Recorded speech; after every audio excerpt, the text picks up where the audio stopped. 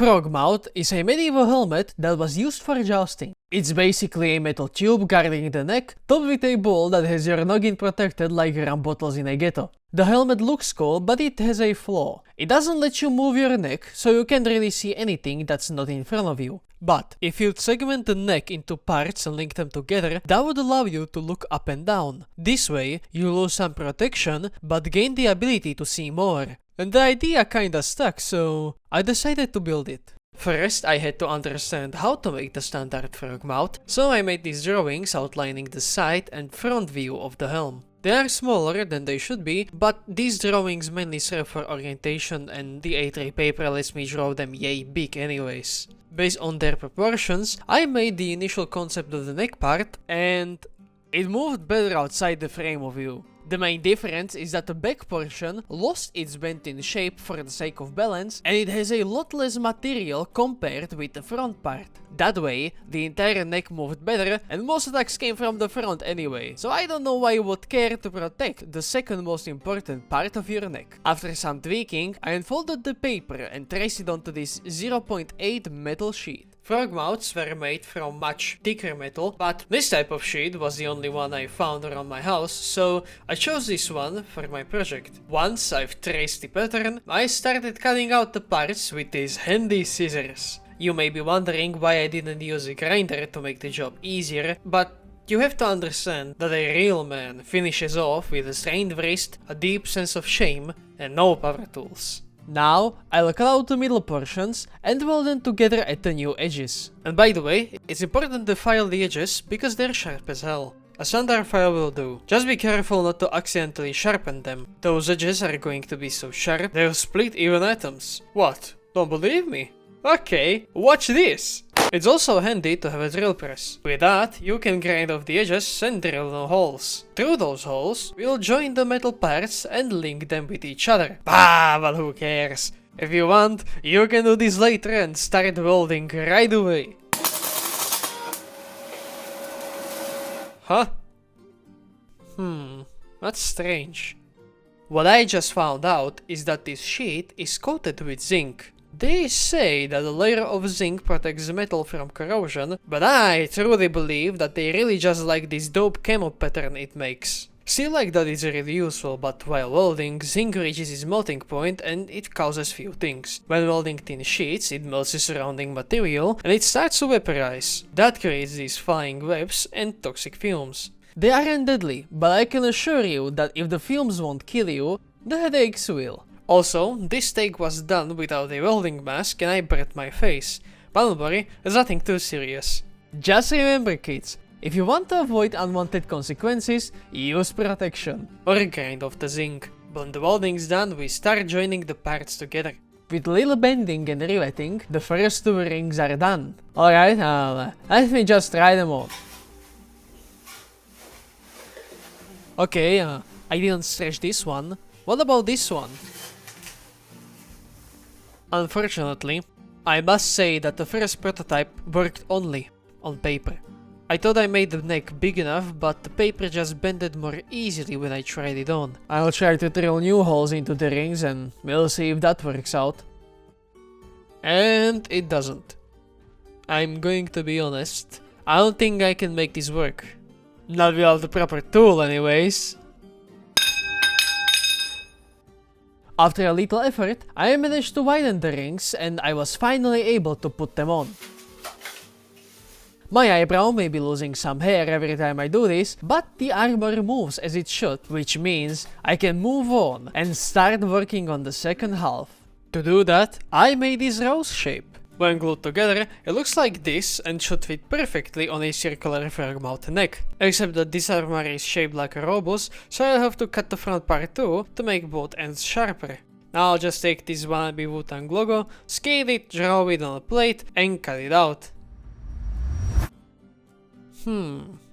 Why doesn't this look right? Once the main shape is ready, remove the widest triangle and if you're an idiot, cut the front part too. Shaping the top is so simple, just follow this method man. You'll need a blowtorch to heat the metal, a hammer to shape it, and a shaping tool that will bend the plate. Since I'm working with a thin sheet, I'll manage with a hammer and a shaping tool for now.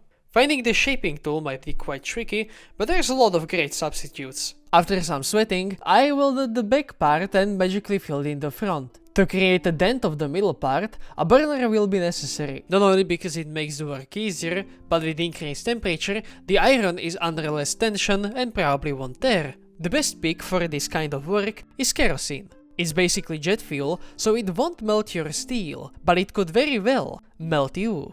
However, my burner runs on propane, which means that by the time the metal heats up, I could probably find the legal way to purchase kerosene. Also, the whole thing is coated with zinc and we know how that reacts to heat, so just find a place with good ventilation and burn the zinc off there. Within few minutes, I got this half egg shape and now it's time to figure out how to connect our two parts together. Normally, the neck would be higher at the back and the top would be attached there, but my version doesn't have that because I forgot about it. So then I just slapped that on, made sure where to exactly put the top and riveted the parts together. In the current state, the helmet doesn't look very froggy, so now it's time to cut the triangle in the front and then weld its edges to make the right shape. It is said that back in the day, the Blacksmiths Guild would probably kill me with hammers for nonsense like this, but what can you do? There's no second chance, and if I don't get it on the first try, hours of work will be wasted, and I'll have to start all over again. So, did I do it? Yes. Sort of. I'm not exactly sure what it's supposed to be. Looks more like a sparrow than a frog, and I also left this empty space here because I got the top too narrow, but anyways.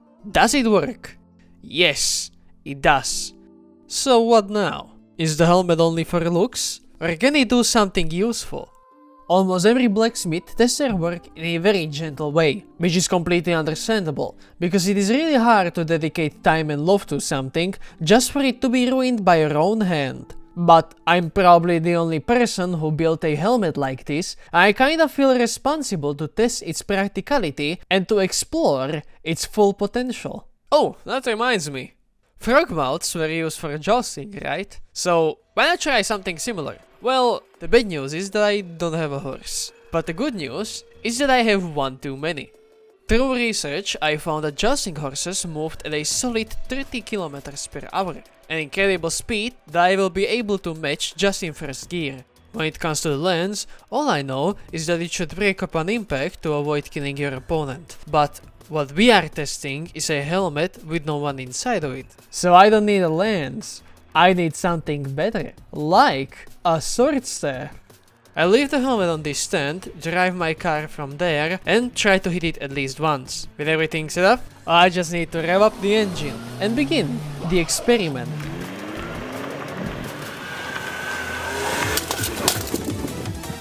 I managed to hit the helmet twice. The first time I killed the blanket and the second time I hit it here. I don't know why the forehead is dented, but overall the helmet looks fine, so it passed this test. Now for the second and the harshest. It may have survived the jousting, but this helmet was made to be used in the field. So it is only fair that I'll treat it as such and give it a good smacking with the old sword staff. You probably know the deal already, so I'll start with a weaker hit.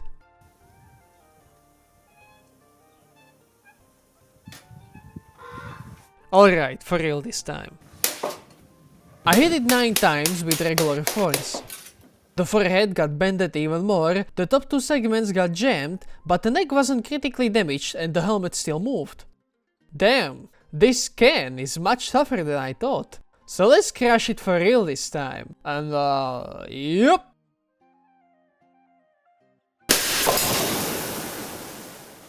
This time, I managed to cut into the metal and seriously dent the top part. Then I hit it 17 more times, which is equal to the force of getting hit 17 times.